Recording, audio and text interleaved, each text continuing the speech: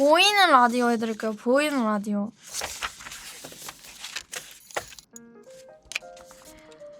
네, 안녕하세요. 오랜만에 또 라디오로 돌아오게 된 우정이입니다. 오늘 주제는 존눈보 제 방송 밈인데요. 존나게 눈치 보는 사람들을 위한 누나 궁금하게 뭐야, 있는데요. 돈이 안 꺼내? 굿즈샵에 쉣. 있는 모델 누구예요? 너무 나다 이씨.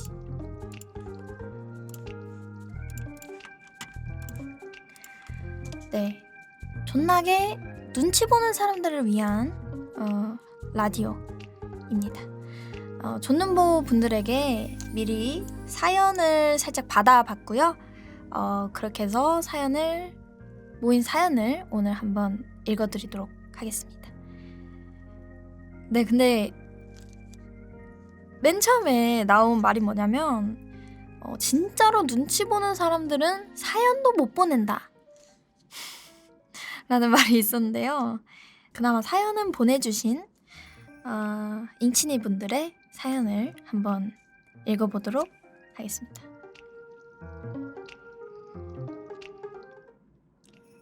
안녕하세요. 저는 올해 30살을 맞이한 경상도의 어느 잉치니입니다. 제게는 잉치니들에게도 말하지 못하고 끙끙 앓는 애물단지가 있는데요. 그건 바로 4번이나 고쳐 쓰고도 끝내 우정이에게 보내지 못한 편지입니다. 4번을 고쳐 쓴 것도 첫 편지지는 제 개인적인 이야기를 실컷 쓰다가 버렸어요. 제 우울했던 옛 이야기를 전해서 어쩌자는 걸까 했거든요. 두 번째는 너무 과몰입 같아서 버렸어요. 사실 과몰입을 하고 쓴 건 아닌데 쓰다 보니까 과몰입처럼 느껴지더라고요. 방장에게 부담으로 다가갈까 걱정돼서 버렸습니다.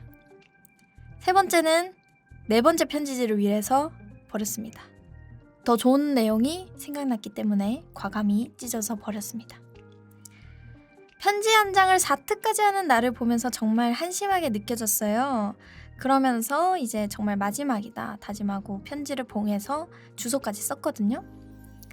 그렇게 편지지는 벌써 한 달이 다 돼가는 기간 동안 제 책상 한켠에 자리 잡고 있어요. 오늘은 더 이상 쳐다보기가 힘들어 서랍에까지 넣어버렸는데 마침 존눈보 잉치니 대회라는 컨텐츠가 있어서 제가 존눈보인지 알아보고자 사연을 보내봅니다. 우정이님, 잉친스 여러분들, 이런 저 존눈보일까요? 혹시 사연이 소개가 된다면 용기를 내서 편지를 꼭 한번 보내겠습니다. 네, 편지를 이렇게 썼다가 지웠다가 해주셨는데 진짜 뭐 상관이 없어요. 그냥 뭐 보내주시면 되기 때문에 그냥 보내시면 됩니다. 네, 그냥 보내시면 되고 제가 편지를 보니까 미리 연습장 같은 데다가 막 이렇게 쓰신 다음에 그걸 옮겨 쓰시는 분들이 계시더라고요. 약간 그런 느낌으로 하시면은 어떠실지. 네, 그런 느낌 아니면은 뭐 메모장에 미리 써보거나 그렇게 하시면은 어떠실지. 네, 다음 사연입니다. 잉친스에 썼던 건데 벌써 3달 전이네요. 버스 맨 앞자리에 앉아 있었습니다. 제가 버스에 탈 때는 분명 사람이 엄청 많았는데 몇 정류장 지나니까 사람이 많이 빠졌나 봅니다. 그 사실을 모르고 있던 도중 거동이 불편해 보이는 할아버지께서 버스를 타셨습니다. 할아버지께서 버스 카드를 찍으시고 아직도 사람이 많은 줄 알고 여기 앉으세요! 했는데 고개를 돌려보니 제 뒤에 노약 좌석이 쫘르르 비어 있었습니다. 물론 다른 좌석들은 모두 적절하게 차 있었고요. 할아버지께서는 귀가 안 좋으신지 제 말도 못 들으시고 그냥 노약 좌석에 앉으셨습니다. 시선이 집중되는 버스 입구 쪽에서 뻘쭘해져서 자연스럽게 벨 누르고 기다리다가 나왔습니다.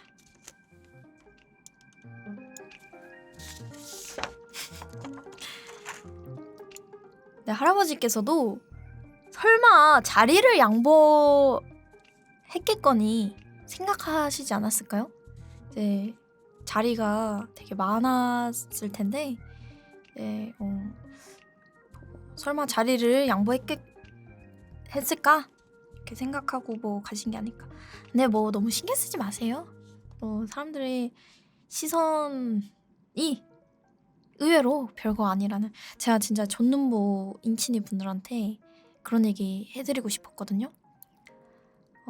사람들의 시선이 정말 너무 따가운데 별게 아니더라고요, 생각보다. 그러니까. 네, 다음 사연입니다. 안녕하세요. 잉이 방송에서 존눈보 썰 풀 때마다 격하게 공감이 돼서 채팅은 웃지만 눈은 울고 있는 평범한 존눈보 잉치닌입니다. 사실 이 썰도 재미가 없을까봐 보낼까 말까 고민하다가 그래도 보내기는 해보자 싶어서 풀어봅니다. 얼마 전 지스타 행사 때 친구들을 꼬셔서 부산에 갔다가 돌아오는 날 있었던 이야기입니다. 집으로 돌아오는 KTX가 7시 기차였는데 딱히 할 것도 없고 다들 배도 부른 상태라서 그냥 부산역에 앉아서 기다리자로 의견이 모아져서 대충 5시 정도에 부산역에 도착했습니다. 부산역 대합실 의자에 앉아서 잉친스를 보고 있는데 잉이 지스타 일정을 마치고 퇴근을 했다는 글이 올라오고 있었습니다. 혹시나 역에서 마주칠 수도 있지 않을까 하는 생각이 들어서 폰을 보는 척 하면서 친구들 몰래 미어캣처럼 두리번 잉을 찾아봤습니다. 그러다가 친구가 역 안에 있는 올리브영에서 뭐 좀 사겠다고 해서 같이 가서 물건을 구경하는데 쇼윈도우 너머로 잉친스에서 본 그 착장에 조그만한 사람이 캐리어를 끌고 가고 있었습니다. 보자마자 바로 무조건 잉이다 싶었는데 발이 땅에 붙었는지 안 움직여지더라고요. 이미 금토 잉친이들 잔뜩 만나고 지쳐 있을 텐데 굳이 아는 척하지 말아야겠다 싶었습니다. 근데 들고 있던 다른 물건이 걸리적거렸는지 갑자기 멈춰서서 캐리어에 넣으려고 하더라고요. 캐리어를 조금만 열어서 넣으려고 하는데 잘 안 들어가지는지 조금 낑낑대고 있었습니다. 잘 안 들어가니까 고개 숙여서 힘도 주고 고개를 숙이니까 폰도 떨구고 역 한복판에서 허둥대는데 좀 도와줘야 되지 않나 싶더라고요. 친구도 메두사라도 본 마냥 얼어있는 저를 보고 어느새 와서는 저 사람이 설마 잉이냐? 묻더라고요. 그 친구도 존눈보 인프피라서 둘이 얼어붙은 채로 어떡하지? 갈까? 말까? 고민하다가 친구가 너 계속 잉 찾으려고 두리번거린 거 아니냐고. 티났나? 후회 안 할 자신 있냐고 묻더라고요. 듣자마자 잉친다닥 달려가서 별것도 아니었지만 도와주고 사진도 같이 찍었습니다. 서울까지 오는 내내 좀 더 일찍 가서 도와줄 걸 후회하기도 했지만 지금 생각하면 정말 운이 좋았던 날이다. 늦게라도 도와준 게 뿌듯하다 라는 생각이 드네요. 그때 그 친구도 잉이 정말 착하고 신기했다고 하네요. 지금은 잉튜브도 종종 챙겨보는 잉린이가 됐답니다. 쓰고 나니까 너무 긴가 싶기도 한데 딱히 줄일 내용을 못 찾겠어서 이대로 보냅니다.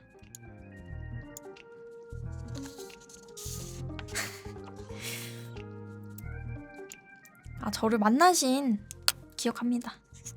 역에서 이제 제가 되게 선물을 많이 받았었어요. 그때 지스타 행사라 가지고 선물을 너무 많이 받았는데 이제 택배로 다 붙이긴 조금 그러니까 몇 개, 그리고 뭐 깨질 것 같은 그런 것들은 이제 제가 챙겨 간다고 했어요.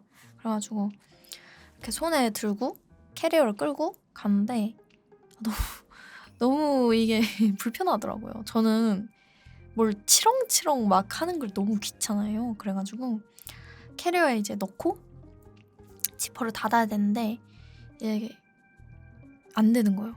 그러니까 캐리어를 조금만 열었어.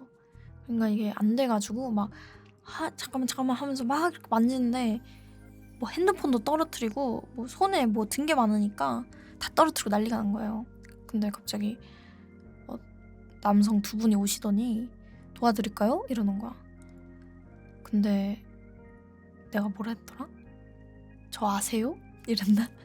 아니 그러니까 저는 그분이 인친이일 수도 있고 아니면은 그냥 일반 뭐라 해야 될까? 일반 분일 수도 있잖아요. 그냥 이제 그냥 도와주려고 하는 사람일 수도 있고 인친일 수도 있는데 그냥 일반 분인데 제가 막 이렇게 그러니까 인친이 분이면 약간 팬 서비스를 해드리기 위해서 물어본 거예요. 그러니까 저도 눈치를 봤던 거죠.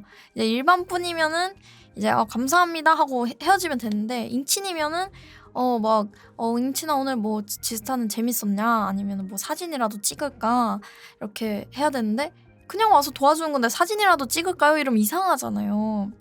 그러니까 이제 물어봤죠. 그래서 근데 그게 묻기가 진짜 어렵더라고요. 너 내 팬이니? 이러는 것도 웃기고 우정잉 아세요? 이거는 위험 요소가 있어요. 일반 시민분에게 우정잉 아세요? 이러면 저 사람이 우정잉인가? 야, 나 오늘 우정잉이라는 사람 봤는데 약간 연예인병이 있던데? 뭐 이렇게 말을 할 수도 있고 그러니까 저를 아세요라고 한 거죠. 제 팬이 또 아닐 수도 있고 이것도 진짜 좁는 건데 이제 제 팬은 아닐 수도 있잖아요. 그러니까 뭐 지스타로 왔거나 하더라도 뭐 누구 다른 사람을 만나러 왔는데 루다를 보려고 왔는데 우연히 우정이를 만났다 뭐 이럴 수도 있잖아요. 그러니까 저 아세요가 된 거죠. 그게 저 아세요? 하니까 안다고 하길래 사진도 찍고 이렇게 같이 낑낑대면서 캐리어 안에 그 물건도 넣고 해가지고 좋았습니다. 다음 사연입니다. 유치원생이면서도 존눈보였던 썰. 때는 유치원 시절이었고 대충 기억나는 풍경으로 유추를 해보자면 아마 6살 때의 기억 같습니다.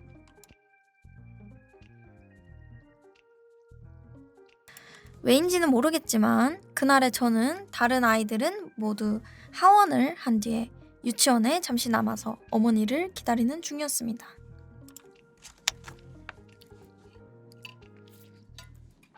엎드려서 놀고 있는 저와 뒷정리를 하고 있는 유치원 선생님이 기억이 나네요. 선생님이 다가와서 물었습니다. 마이쮸 줄까?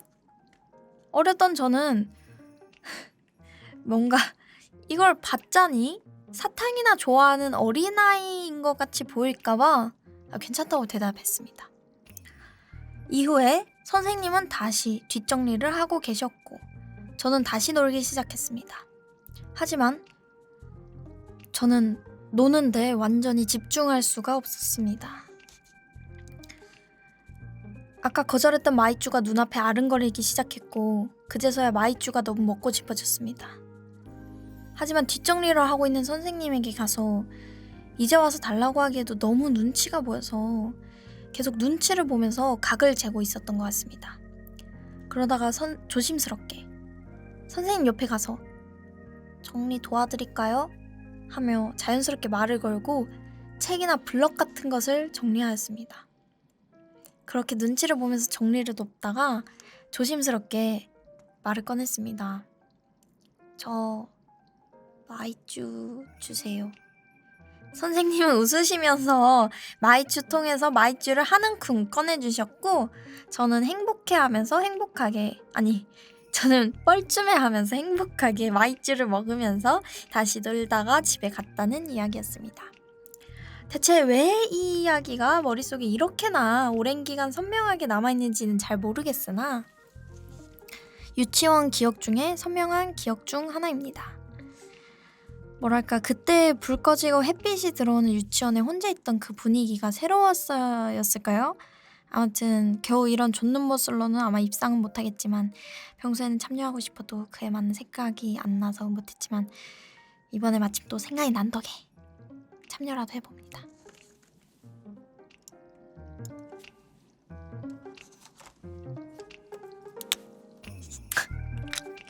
마이쮸라는 이름조차 귀엽게 느껴져요. 마이쮸.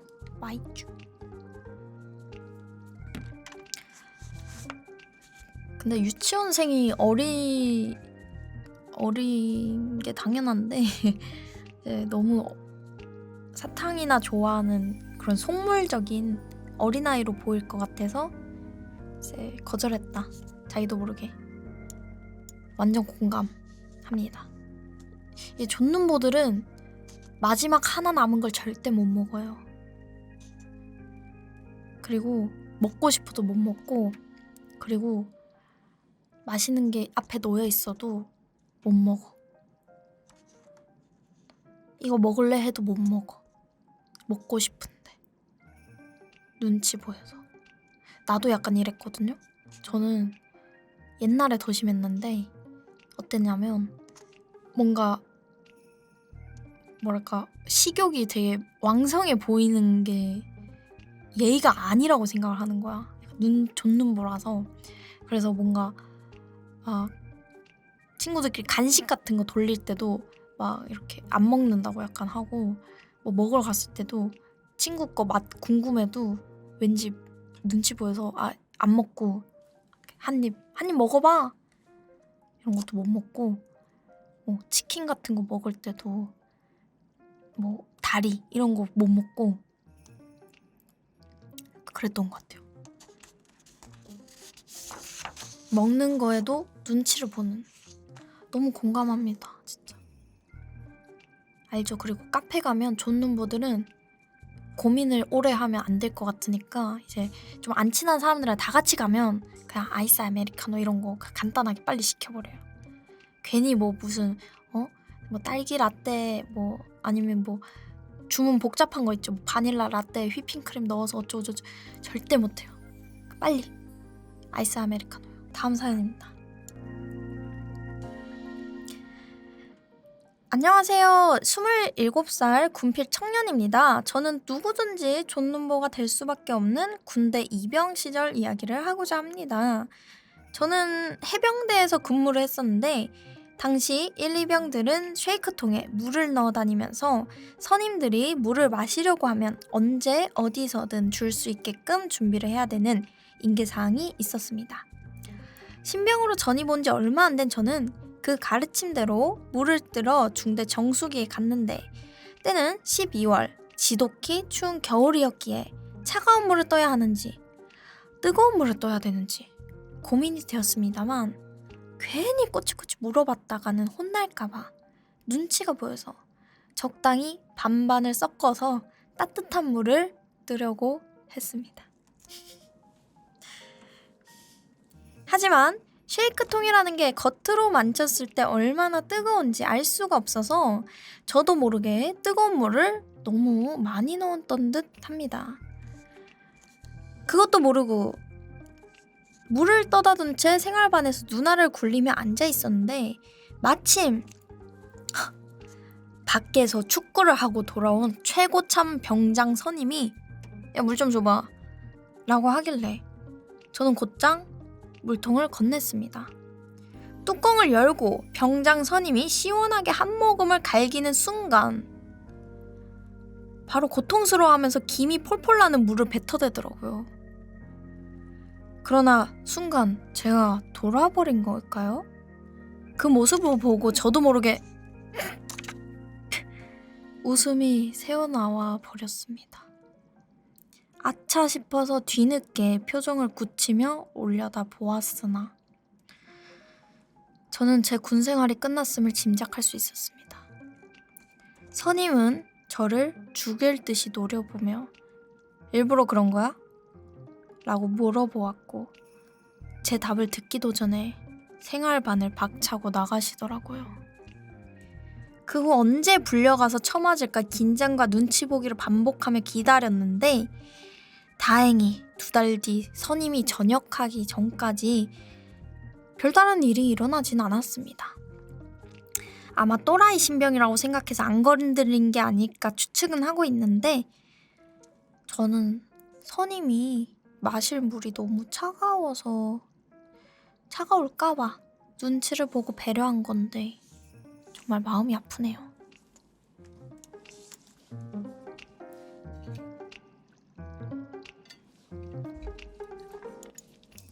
눈치 본 거 맞으시죠?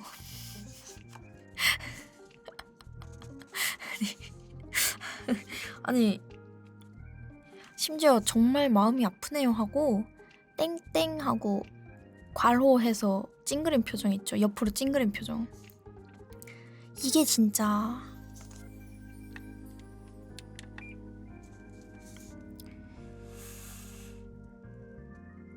어떻게. 근데 나도 조금 어이가 없어서 웃을 것 같긴 해. 내 판단이 조금 어이가 없어가지고 웃을 것 같긴 한데 이거를 어떻게 잘 수습하셨길 바랍니다. 근데 찬물이랑 따뜻한 물 섞어서 중간을 만든다는 건 진짜 공감되네.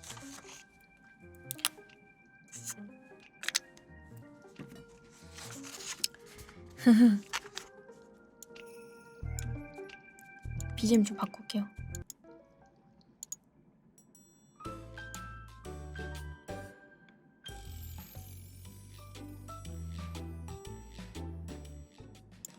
오지랖과 존눈보의 환장의 콜라보. 사실 저는 평소에 존눈보 기질 때문에 안 좋았던 일보다 괜한 논란을 피한 적이 많아서 존눈보 기질을 안 좋다고 생각해 본 적이 없습니다. 하지만 괜한 오지랖 때문에 돈도 쓰고 저의 존눈보 기질을 원망하게 된 적이 있었습니다. 제대하고 복학하기 전에 시간이 좀 남아서 친구들이랑 놀러 다니던 시기가 있었는데 친구들끼리 만나기로 한 장소로 걸어가다가 횡단보도를 건너고 있는데 신호대기 중인 택시 한 대를 보게 되었습니다. 근데 이럴 수가. 그 택시의 뒷좌석이 보일 듯 말 듯하게 살짝 열린 게 아니겠습니까? 마침 그 도로에는 택시가 한 대밖에 없었기 때문에 저의 오지랖이 발동하고 말했습니다. 이 전 손님이 문을 제대로 안 닫고 내렸나 보다. 기사님이 눈치 못 채신 것 같은데 잘못하다가 문이라도 열리면 큰 사고 나는 거 아니야? 다행히 차도에 차가 없으니까 내가 말해줘야겠다. 이미 제 머릿속에는 열린 문 때문에 뒤에 차가 문을 들이받고 문짝이 날아가는 그런 사고를 상상하고 있었습니다. 결국 지나던 횡단보도에서 방향을 꺾어서 택시 쪽으로 걸어갔습니다. 앞불싸. 택시에서 그 살짝 열린 틈이 스르르 열리더니 안에서 손님이 나오는 게 아니겠습니까? 살짝 열린 틈은 카드 계산을 하고 문을 열기 직전이라서 살짝 열려있던 것이었습니다. 아, 뭔지 알죠? 거의 다 와가지고 문 살짝 열고 카드 결제하고 이제 제대로 열어서 내리는. 그제서야 주마등처럼 택시 앞모습에 빈 차라는 불이 안 들어와 있던 것이 스쳐 지나갔습니다. 하지만 저는 이미 택시 문을 잡고 있었고 마치 택시 안의 손님을 에스코트하는 모양새가 되고 말았습니다. 놀라서 잠시 뒤로 빠졌는데 이대로 도망가기에는 택시 기사님과 손님에게 모두 이상한 놈으로 낙인 찍히기에 충분한 모양새였습니다. 그리고 쐐기를 박는 택시 기사님의 한마디. 학생 타도 돼! 기사님은 제가 손님 때문에 안 타는 줄 아셨던 겁니다. 이 한마디에 도망칠까 말까 고민하던 저는 무릎을 꿇고 말았습니다. 길어서 10분 거리인 약속 장소까지 택시를 타고 갔고 물론 기본 요금밖에 나오진 않았지만 택시를 평소에 타지 않던 저에게는 큰 지출이 생기고 말았습니다. 평소였으면 택시 문이 열려 있어도 신경을 안 썼을 텐데 하필 주변에 차가 없어서 존눈보할 대상이 없어서 오지랖이 먼저 발동을 해버린 것이었습니다. 그리고 이후 상황 때문에 2연타까지 두 가지가 시너지를 일으켜서 손해를 볼 줄은 상상도 못했네요. 여러분, 존눈보를 할 거면 끝까지 하고 안 할 거면 끝까지 하지 맙시다.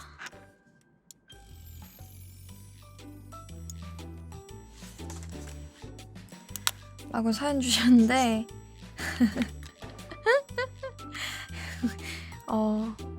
타야죠. 어떡해요. 눈치 보이면 타야지. 이거는 상상을 했는데 너무나 타야 되네요. 이건 어떻게 해야 되지?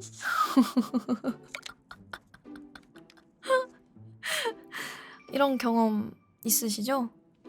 편의점 같은 데 가서 빈손으로 나오기 그러니까 껌이라도 사고, 문구점 같은 데 가가지고도 뭐 아무것도 아닌데 뭐 조그만 거라도 사고, 그가 왔다가 나가기 그러니까 뭐라도 하나 사가지고 나가는 그런 경우가 아닐까 싶어요.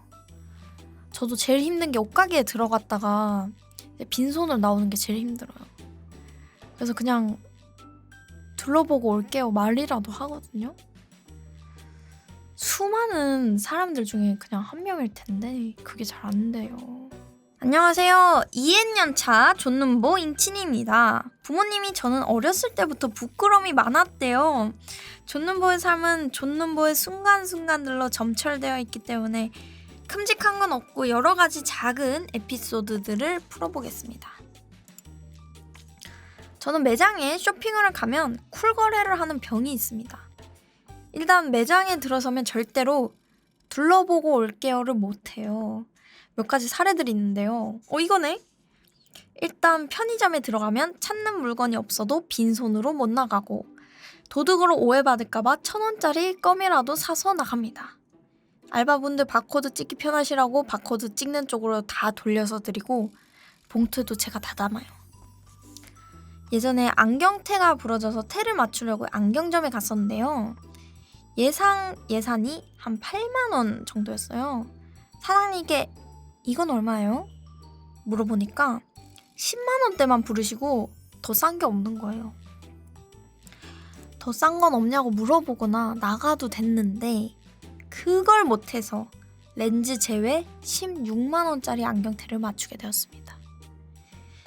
분명 다른 곳에서는 그것보다 싸게 맞췄던 것 같은데 처음 가는 거라서 비싼 걸 샀어요.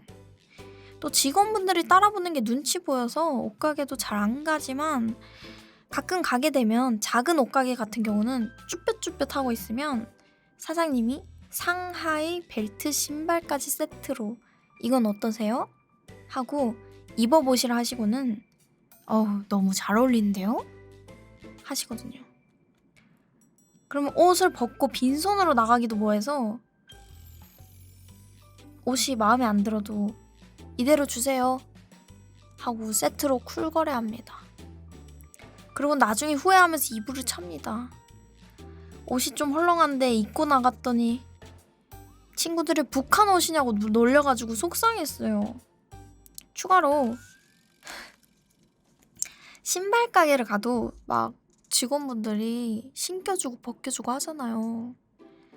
그게 너무 미안해서 그냥 고를 때 고심해서 고른 다음에 첫 번째 신은 신발로 구매를 하는 편입니다. 그리고 막 발냄새 나는 건 아닐까? 하면서 걱정도 해요. 여기까지입니다. 글이 너무 짧나요? 긴가요?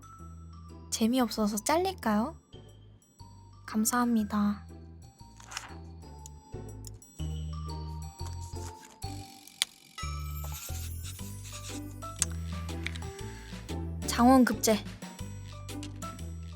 장원급제입니다.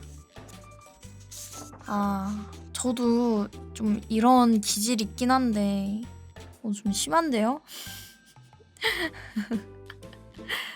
근데 저도 이런 데를 가면 부자도 아니면서 못 따지겠는 거 있죠. 깐깐하게 못 따지겠는 거. 이거는 어떻고 저떻고 뭐 옷이 좀 새 걸로 안 꺼내주고 매장에 있는 옷만 되는데 괜찮으세요? 막 이런 거 있잖아. 예스 거리대요 완전. 그리고 신발 가게 진짜 공감. 심지어 막 약간 무릎 꿇고 신겨주시잖아요. 너무 황송해가지고 어쩔 줄 모르겠어요. 약간 무릎 이렇게 꿇고 이렇게. 옛날에 아웃백도 그래서 못 갔거든요. 아웃백 가면은 되게 막 꿇고 되게 위로 쳐다보시면서 막 그렇게 하시길래 너무 황송해가지고 힘들더라고요. 그래가지고 공감이 됩니다. 근데 확실히 존눈보셔라 그런지 글 마무리하는 것도 글이 너무 긴가 짧은가 재미없어서 잘릴까 존눈보 맞으시네요. 제일 존눈보 아닐지.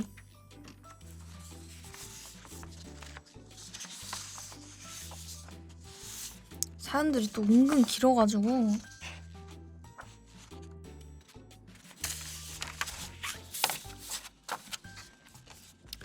제가 다음 사연 읽어드리겠습니다. 존눈보의 대회 못 나간 이야기. 엄청난 존눈보 소심쟁이였던 초등학생 시절 윤선생 영어라는 학습지를 한 적이 있습니다. 당시 영어 학습지 중에서도 윤선생 영어는 엄청나게 인기가 많았고 정기적으로 자체 영어 말하기 대회를 열기도 했습니다.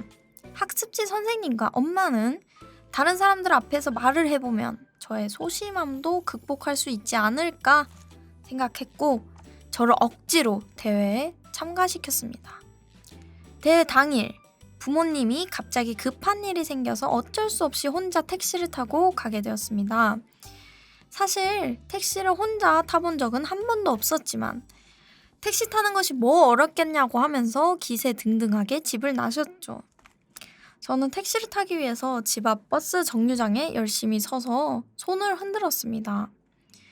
하지만 그날따라 택시들이 이미 손님이 있는 경우가 대부분이었고 빈 차는 어린애가 손을 흔들어서 그런지 세워주질 않았습니다.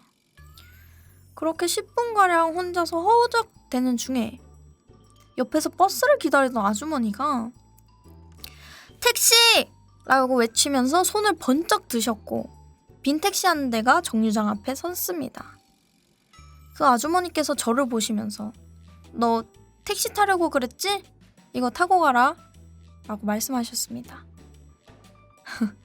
하지만 존눈보였던 저는 차마 처음 보는 아주머니의 호의를 낼름 받을 수가 없었고 마침 뒤에 버스가 한 대 오길래 괜찮아요. 저는 저거 타고 가면 돼요.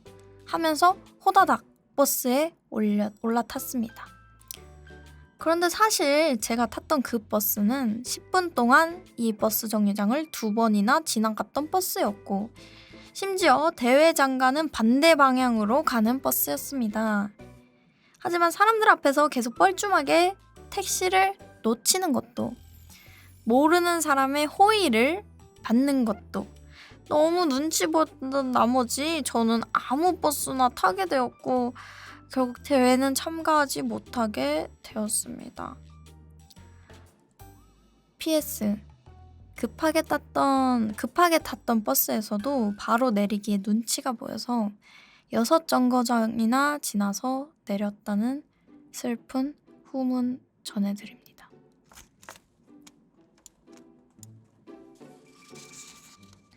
이제 또 초등학생이잖아요. 너무 이제 마이쮸 먹고 싶은 아이처럼 보일까봐 거절했다는 그런 잉친이들의 그 사연처럼 난 뭔지 알 것 같아. 아주머니가 준 호의를 냉큼 받기도 좀 그런 존눈보가 호의를 받는데도 되게 익숙치 않아요. 그래가지고 무슨 느낌이냐고 보면 되냐면 자기가 좀 손해봐도 아 괜찮아 하는 그런 경향이 있거든요.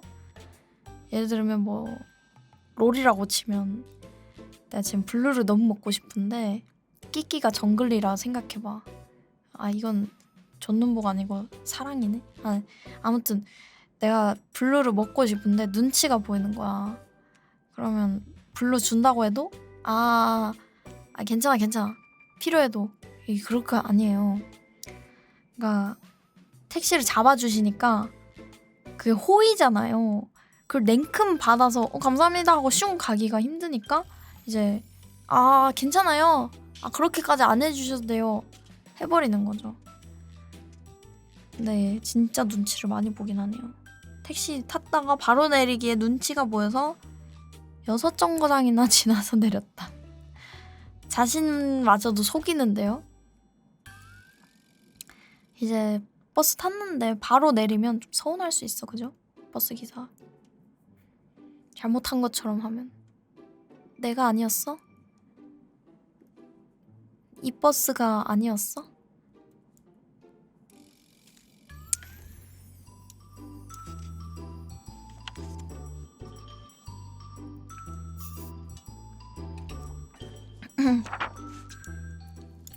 잉치니 분들 그리고 우정이님 안녕하세요. 올해 20살이 되는 잉치니입니다. 다들 새해 복 많이 받으세요. 저의 존눈보 성격 때문에 톡까지 했던 예전 이야기를 소개시켜 드릴게요. 중학생 때 가족 식사를 마친 후에 어머니와 함께 마트에 장을 보러 갔어요. CC 코너를 지나는데 카나페가 있는 거예요. 카나페는 이제 크래커 플러스 참치. 얼른 하나를 집어서 먹었는데 느끼한 맛이 나가지고 속이 울렁거리는 거 있죠.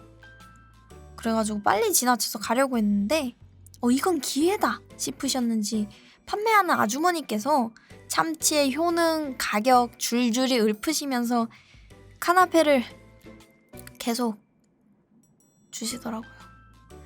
다른 사람이었으면 배가 불러서요. 그만 주셔도 됩니다. 라고 할 법도 한데 제가 그런 말을 잘 못하거든요. 결국 아주머니께서 주신 까나페 10개를 꾸역꾸역 먹은 뒤에 집에 도착해서 계속 토를 하고 이틀 동안 누워 있었던 것 같네요. 그때 존눈보 소녀는 이제 길거리에서 처음 보는 사람과 같이 춤추고 노래하는 존눈 안보, 존나게 눈치 안 보는 존눈 안보가 되었답니다. 길거리에서 처음 본 사람이랑 춤추고 노래를 한다고요? 라라랜드예요? 눈치를 안 봐도 너무 안 보는 게 아닌가? 어떻게 그게 되지? 아니면 직업을 그렇게 가지신 건가? 인도 영화 같은 장면이 아마 사연 주신 분들 중에 최강자일 거예요. 여기 사연 주신 분들이랑 다 같이 만약에 회식을 한다 치면 이분이 메뉴를 이제 주문하시면 되겠습니다.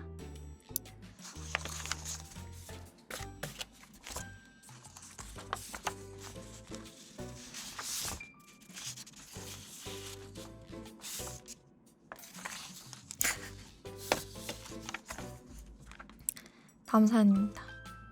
안녕하세요 잉! 또 새로운 한 해가 밝았네요. 예전부터 우정이님 라디오 팬이었던 만큼 앞으로도 오래 듣고 싶네요. 그럼 제 사연 한번 들어보시겠습니까? 때는 2016년쯤이었나요? 저는 여름 휴가로 제주도에 가족여행을 갔었어요. 참 좋았는데 하하. 아무튼 그때 일정이 3일 일정이었는데 신나게 제주도를 즐기다 보니 어느새 마지막 날이 되었고 집에 가기 전에 마지막으로 들리려고 했던 성산 일출봉에 가게 되었죠. 당시 저질 체력이었던 저는 가족들이 올라가는 뒷모습만 쳐다보면서 천천히 올라가고 있었더랬죠. 어느새 가족들은 보이지 않고 겨우겨우 정상에 도착한 저는 넓게 트인 하늘과 바다 그리고 이름값만큼이나 그 위용을 자랑하는 성산 일출봉의 풍경을 눈과 카메라에 담는데 정신이 없었습니다.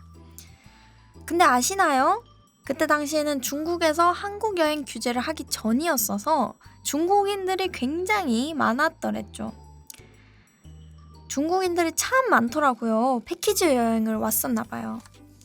그러던 와중에 그중 한 중국인 가족이 저에게 다가와서 머뭇거리면서 사진기를 건네는데 존눈보였던 저는 이걸 거절할 수도 없고 그래서 사진을 찍어주려는데 하나 둘 셋 이러면 못 알아들을 것 같고 이 얼산 이러는 것도 좀 애매하고 짧은 시간의 고민 끝에 1, 2, 3 이러고 찍어줬었네요. 어찌나 민망하던지. 이내 저는 예 굿 하면서 이상한 추임새를 넣으면서 어색하게 사진기를 돌려줬고 서로 땡큐 땡큐 하면서 헤어졌더랬죠. 저는 곧 한숨을 돌리고 친절한 한국인이 되었을 것이라는 망상을 뿌듯하게 했었네요. 자, 이제 슬슬 다시 내려가려고 했고 내려가는 계단 앞에서 그 중국인 가족을 다시 마주쳤습니다. 그때 평생 잊지 못할 한마디를 듣고 말았어요. 그 사람들이 그러더라고요. 자, 이제 내려가자. 그래요. 그렇습니다. 저와 그분들은 같은 땅 위에서 태어나서 같은 곳에서 서로를 중국인으로 오해하고 말았던 것이었습니다. 우성희님과 우리 잉치니 분들은 이런 오해가 안 생기게 눈치 보지 마시고 일단 말을 걸어보세요. 아무쪼록 남은 2022년 건강히 복 많이 받으시길 바라겠습니다. 그럼 우바. 저도 몽쉘 미셸에서 그런 적이 있어요. 몽쉘 미셸. 한국인인데도 서로 한국인인지 모르고 그렇게 했던 이런 경우가 좀 있나봐요. 왕왕 있나봐요. 왕왕. 귀여웠습니다. 존눈보드는 아무래도 기본적으로 조금 귀여워요.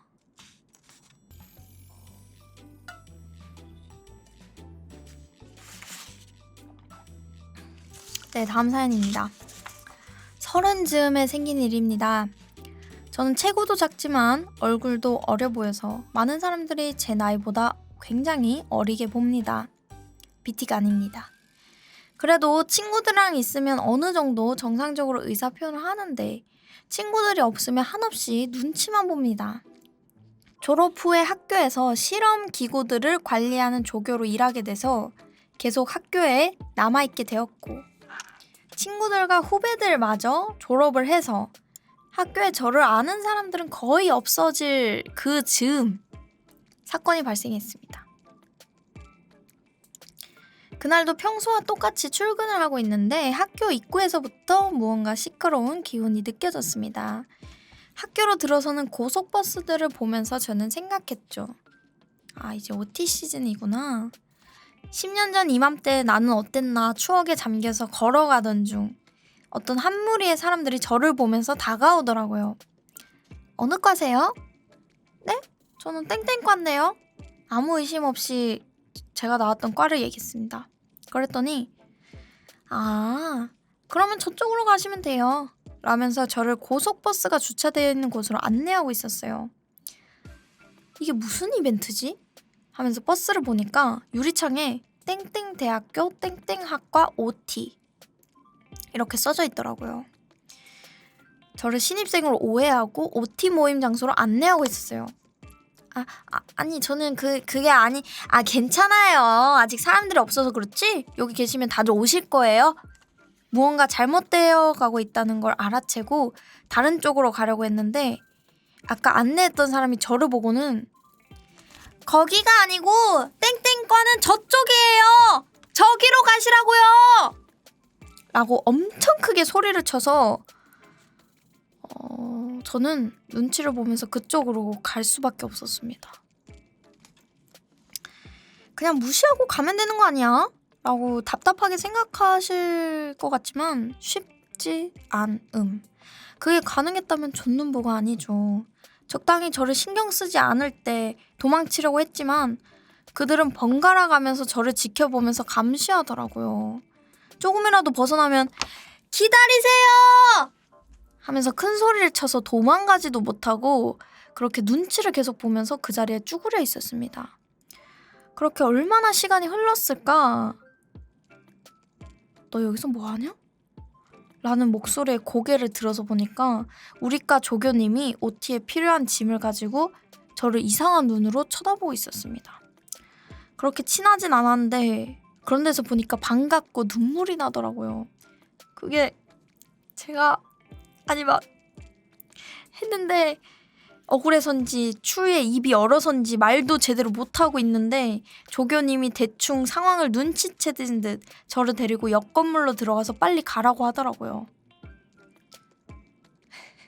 아니 이분도 뭔가 조심스럽게 빼돌리는 느낌인데? 저의 신분을 알고 있던 조교님 쉴들어 저는 무사히 담당 일진들에게서 벗어나서 정상적으로 출근을 할 수 있었답니다. 라고 끝났으면 해피엔딩이겠지만 결국 30분 지각을 했고 왜 늦었냐고 물어본 팀장님의 질문에 그동안 겪은 일을 다 얘기할까 하다가 그냥 늦잠을 자서요. 죄송합니다. 라는 말밖에 할 수 없었습니다. 잉친이들은 저처럼 존눈보에서 피해보지 마시고 조금은 당당하게 자기 의사를 표현하세요.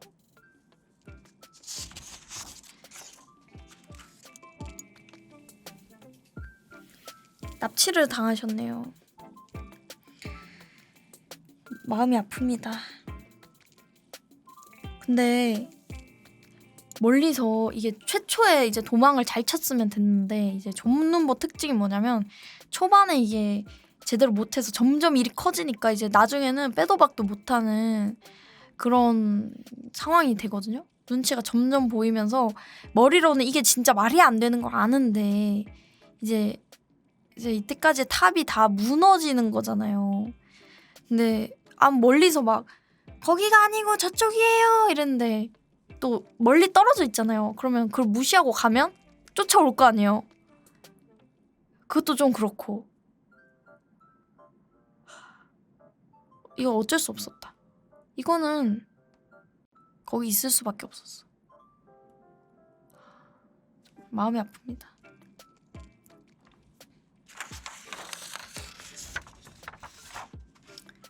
이게 왜 그런지 아세요?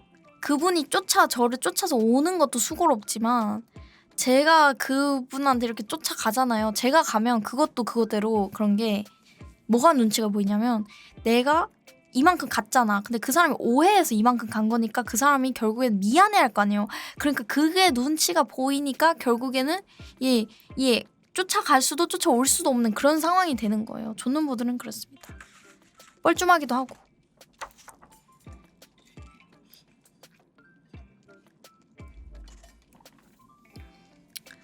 다음입니다. 안녕하세요. 우정인 방송을 재밌게 시청하는 잉친입니다. 저도 한 존눈보 하는데 이건 진짜 나를 위한 대회다 라고 생각해서 사연을 보내게 됐습니다. 때는 바야흐로 제가 대학교 3학년 때 일입니다. 그때 조별과제하는 수업을 듣고 있었어요. 한 조에 4명으로 진행이 됐는데 저희 조에서 제가 가장 나이가 많더라고요. 보통 조별과제를 하면 나이 많은 사람이 조장이 되기 십상이라서 나 존눈보 잉치는 조장의 제목이 아니다 라고 생각해서 카톡 일십을 하고 자기소개를 안 했습니다. 그러니까 다른 친구가 조장을 하더라고요. 그래서 순탄하게 조별과제가 시작되었습니다. 설계과제여서 자료조사, 캐드, 발표자 이렇게 역할을 분담했습니다. 어머나! 4명인데 역할이 3개라니! 저는 이 사건을 어떻게 해결해야 될까 고민하고 눈치 보면서 친구랑 랭겜을 돌리고 있으니까 나머지 친구들이 역할을 나누고 저는 자료조사랑 캐드하는 친구들을 도와주기로 되어 있었습니다. 그렇게 시작부터 눈치만 보면서 우당탕탕 조별과제를 시작했고 비슷한 상황들이 반복됐어요. 그런데 제가 평소에 착하게 산 탓일까요? 저를 답답하고 싫어할 줄 알았던 조원들이 이해해주면서 조별과제가 원만하게 진행됐어요. 저는 속으로 진짜 좋은 조원들을 만났다. 다행이다 라고 생각했습니다.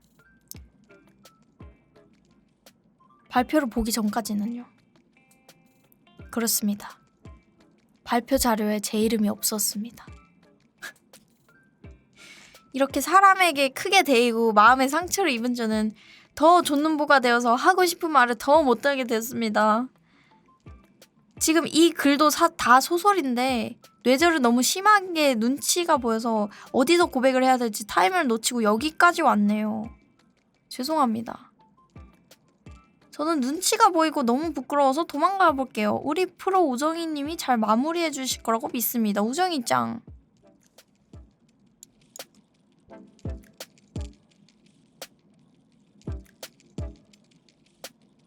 나가.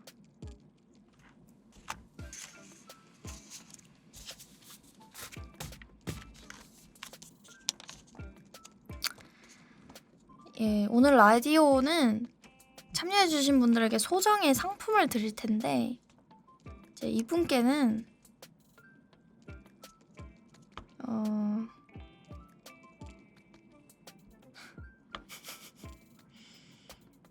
이분께는 뭐를 드려라. 신호등 치킨 기프티콘을 드리도록 하겠습니다.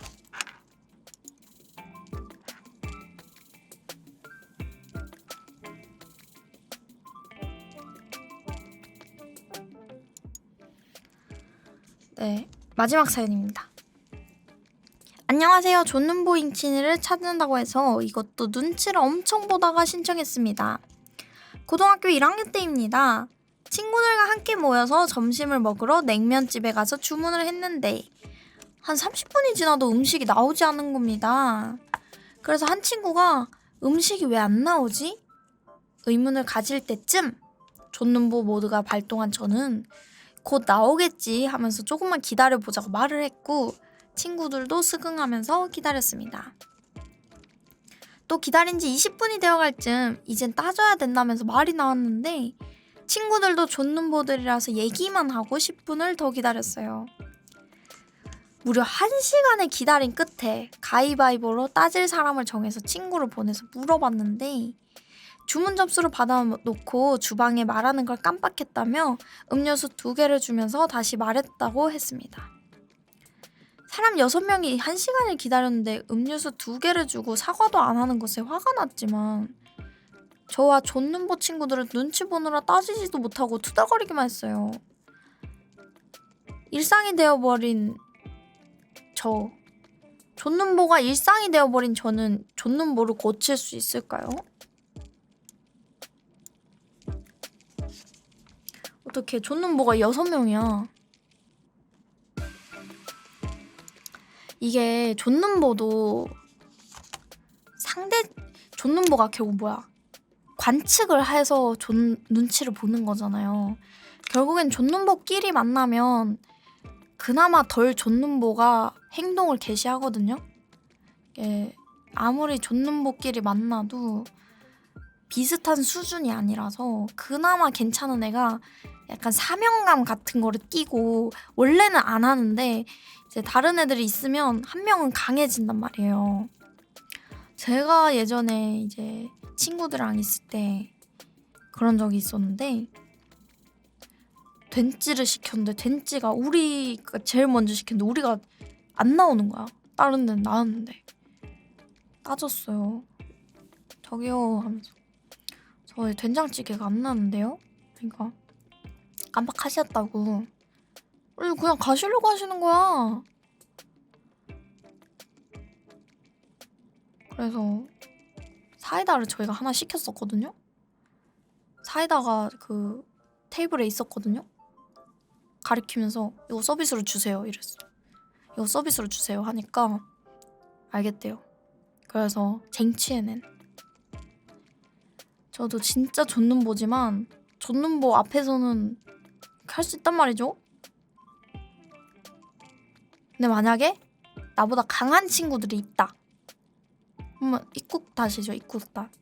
근데 이제 진짜 존눈보 친구들이랑 같이 있었기 때문에 그렇게 할 수 있었어. 그걸 옆에서 본 루다가 아직까지도 내가 진짜 대단하다고 생각해. 넌 잘하잖아 막 이래. 나 못하는데. 너가 존눈보라서 내가 그렇게 용기를 낸 건데 너 잘하잖아. 너 이런 거 잘하잖아. 잘 따지잖아. 이렇게 되는 거야. 존눈 대장.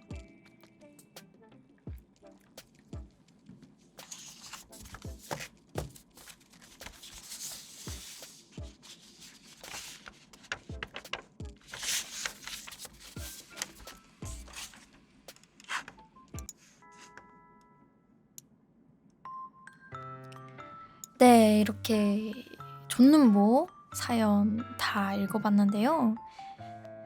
기본적으로 상당히 귀여운 사람들의 사연을 다 읽어봤고요. 여러분들 눈치 보시는 거 아지만 눈치 안 봤으면 좋겠어요. 오히려 이렇게 세상에 존눈보가 많구나. 저 사람도 사실은 눈치 보는 사람이 아닐까?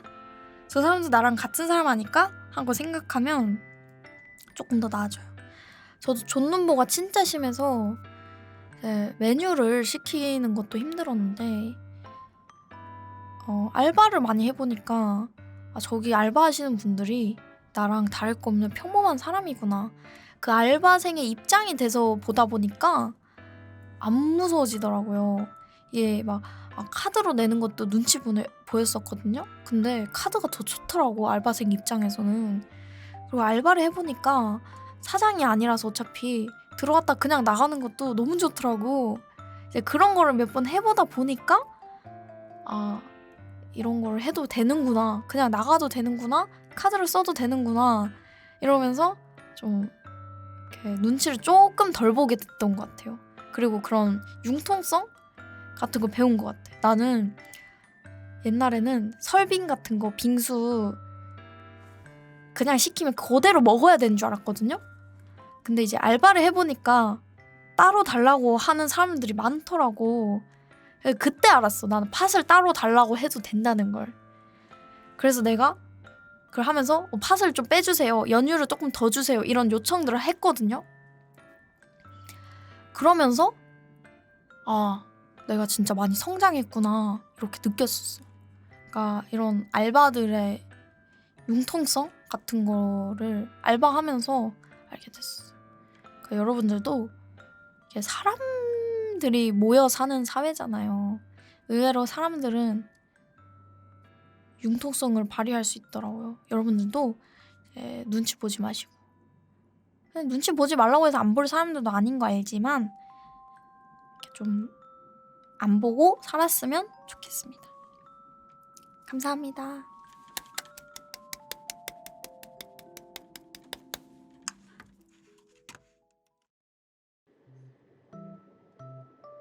갈 거야. 다 봤어? 딴 거 안 볼 거야? 이거 안 볼 거야?